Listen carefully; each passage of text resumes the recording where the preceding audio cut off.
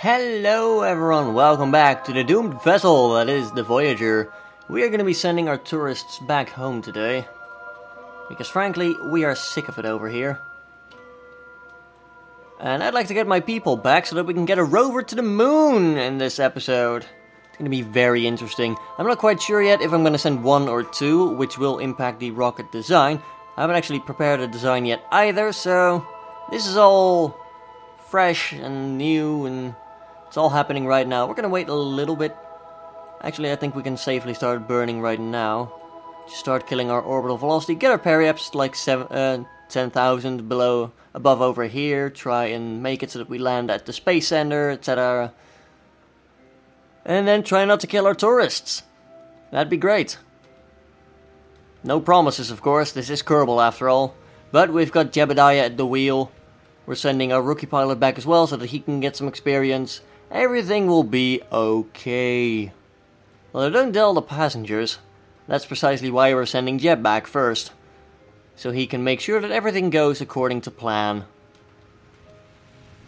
There we go. Start lowering that periapsis a little bit more aggressively.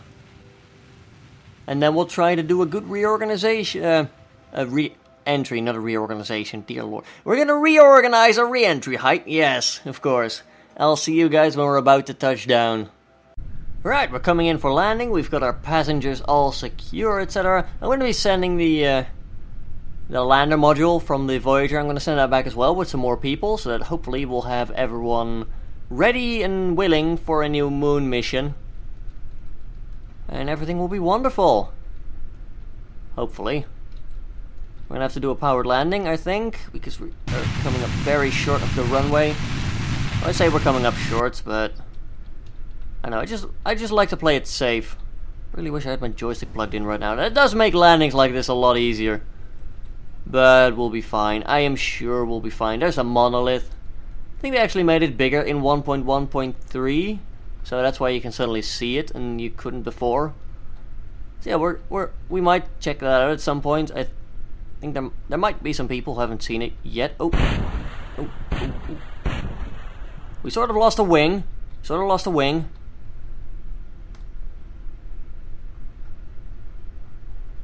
Don't tell the passengers, but we might have lost a wing. But it's fine. It's so annoying how these wheels work. Oh well. Recover vessel.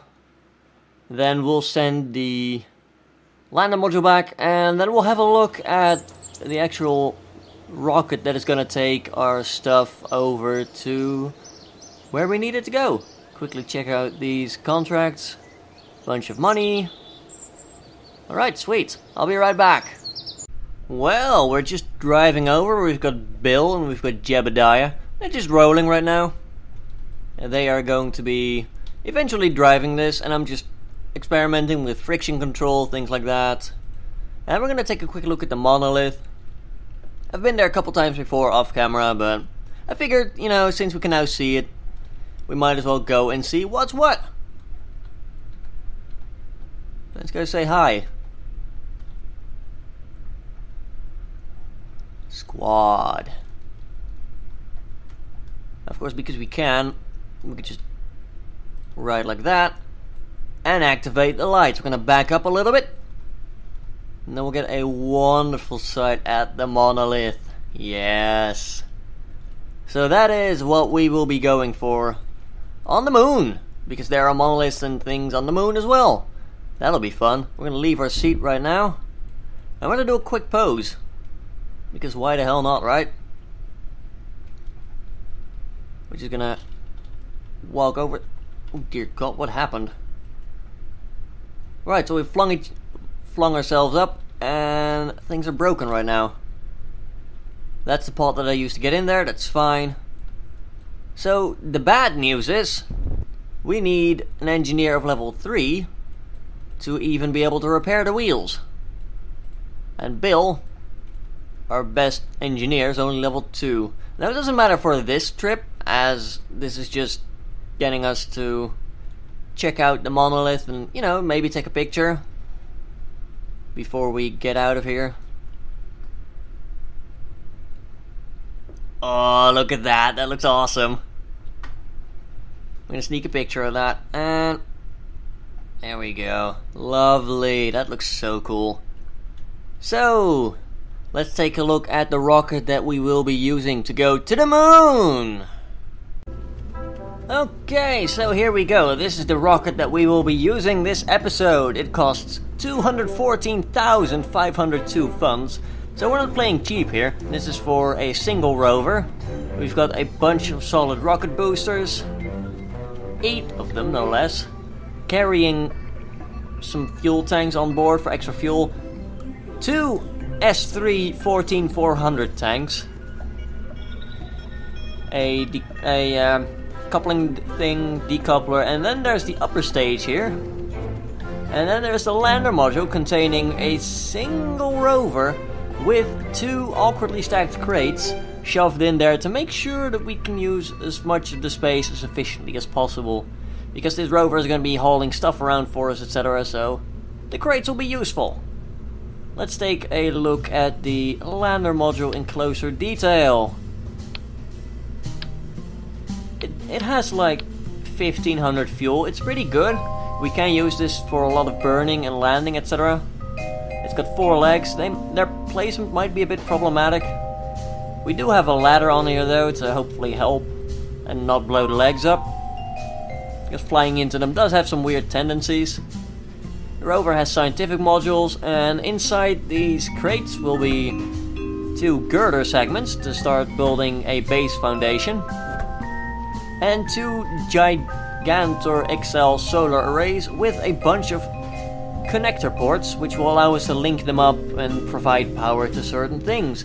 That'll be very wonderful. And then once we get to the moon, Bill can then climb out and he will be able to attach them to the mounts over here, which will be handy, and then we can just take stuff from them, carry them on our backs, etc.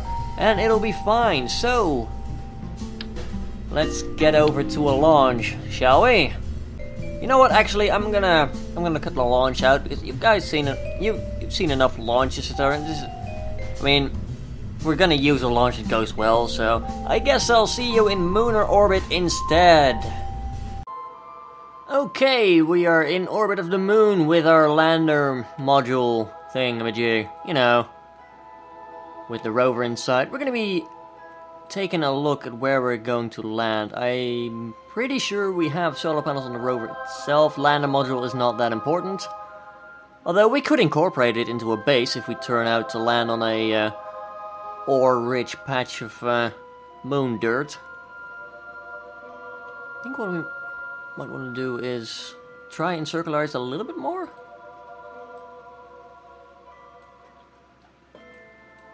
There we go. Can we get that to happen? That would be great. I just want to get a little bit more circularized. That'd be lovely. And I'm just a little picky about that. There we go. Now we could land at the Mun Explorer over there. What I think I might do is we could either target like this area over here, somewhere like that, you know. There's a lot of craters, as you can no doubt tell. It's gonna be interesting to see how well we're gonna be able to land. Let's burn retrograde a bit. Kill that kill that absurdly high apoapsis.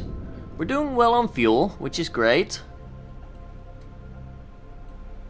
Everything is going according to plan. If we get it down to like a 20 kilometer or 50 kilometer apoapsis, that'll be fine for now. Just keep an eye on the periapsis. Yeah, that's fine. We should be able to spy the terrain as it were. We're gonna wait until we are on the date side, of course.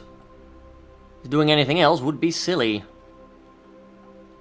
Mun landing site alpha. That's actually a pretty flat area. I think we could potentially just top it down right here.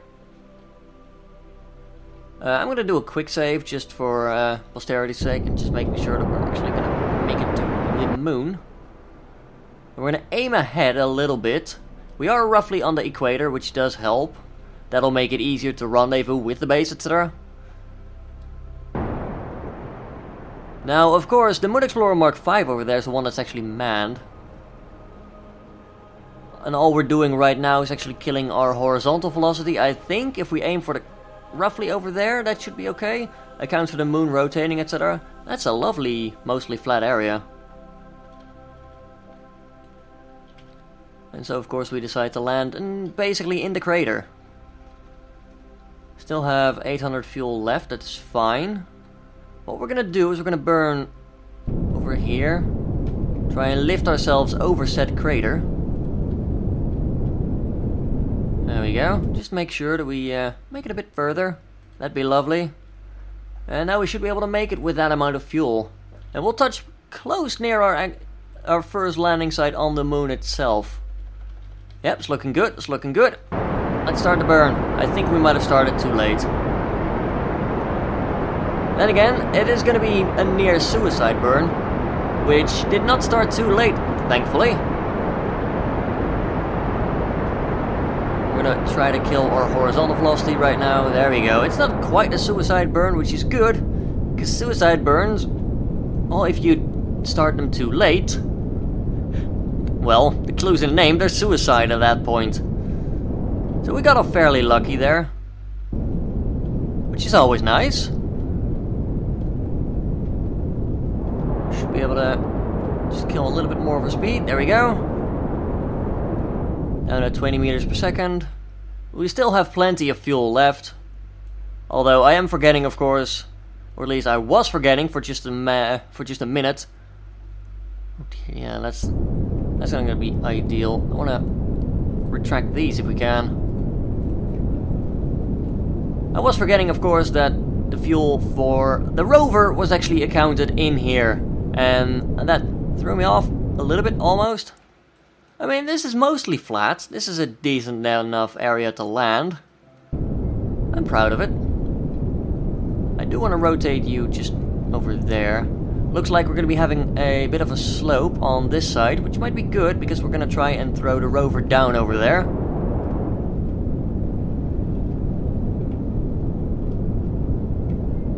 Just 4 meters per second, 2 meters per second, 1 meter per second. What a lovely touchdown! And we have like 15 units of fuel spare per tank. That is better than I planned, actually. So let's get this, well, first of all, let's quick save. I'll be right back. And so we return to the moon. Right, let's pop the shells, shall we? Right, now I've only made a minor error in our way here. And you can see that we do have these containers still. We're gonna have to reorganize them. Look at all the fairing bits going over there, flying all the way over there. It's just... I like this. I still enjoy this game a lot. Right, Bill, you're gonna get out, you're gonna do some engineering. With a perfect backflip, wow, lovely. Unfortunately, I did make one oversight, one error. We still have these pylons. Which is good in the long run, but bad right now. I'll explain later. First of all, we are going to do some maintenance on the rover. I keep walking too far. I was hoping it would be lined up like this. We could maybe rotate the... I want to rotate those, that would be bad. Actually, with the angle we're at, I think it's better to rotate the other way. Just make sure we don't slide too far. There we go. That's much better. Now it's going to fall down slope, which will be beneficial so that we don't get crushed. Or don't crush anything. Right, back to Bill.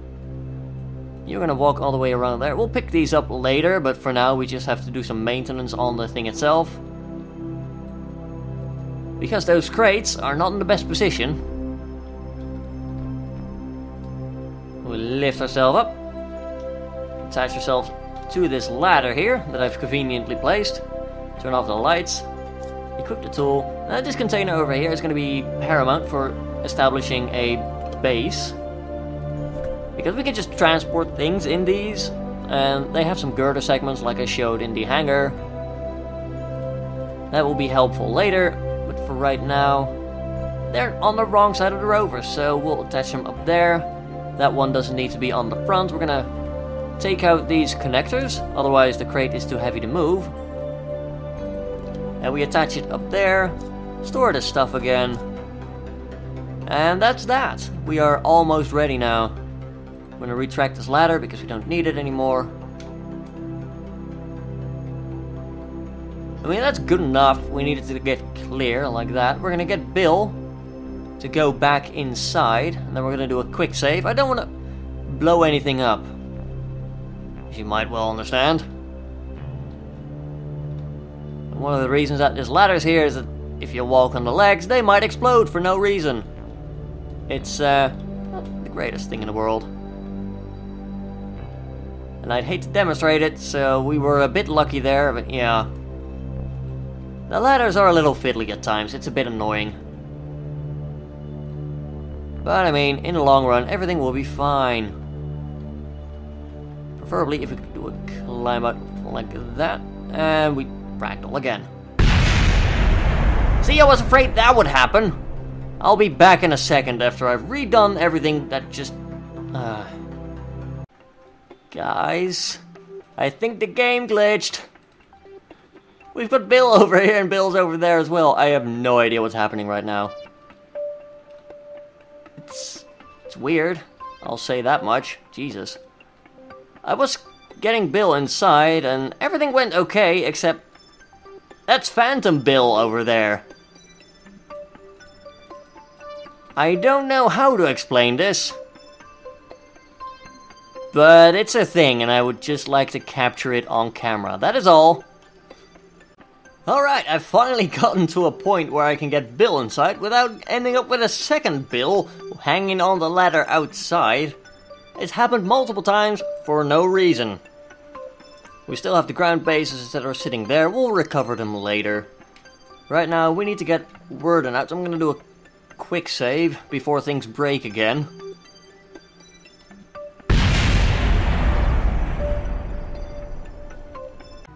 You know, like I said, before things break again. Please, Worden, just... Oh god, oh god, oh god. And he's now wedged under the engine. That'll go lovely. Actually, because the craft is fairly heavy, it actually worked out fairly well, so that is good. Though he is wearing a bunch of... Well, he's not wearing a bunch of things, he's carrying a bunch of lights. Because I want to have some lights on the ground pillars, etc. What we're just gonna do is... We can either try and walk up the leg, because I don't want to spend too much EVA propellant. Then again, EVA propellant is refilled for free, and all I need is for him to get inside this thing right now. Okay, things didn't glitch, that's great.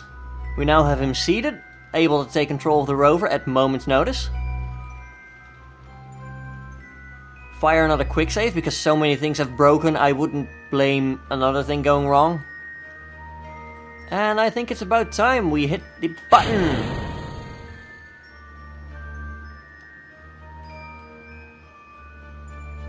Okay.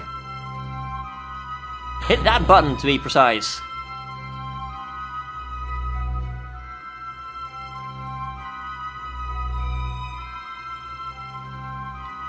We're gonna quickly expand these. There we go.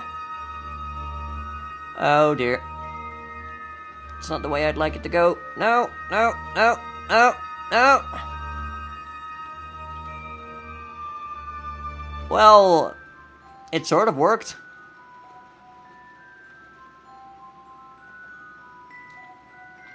This is why I like the strong RCS that we have, and unfortunately one strut is glitched. That's great. We're gonna extend this Communotron. I mean, the Eagle has landed, everything is okay. Nothing is broken in this alternate reality, so that's great. Let's do a analysis of the Mun Midlands. 7.67% density. That's not bad, provided we get some actual things down here. We can get some decent stuff. 80 data? Alright. I think we're... well, I mean, I don't quite know how long we have been, so I think I'm just gonna play it safe. We're gonna end the episode here. The rover looks pretty badass, and it's gonna be doing great at its one sole job, which is to keep Kerbal safe. Anyway guys, if you enjoyed the video, then please do leave a like down below. It really does help the channel out a lot. Leave a comment if you have anything to say. And until next time, have a good one, folks.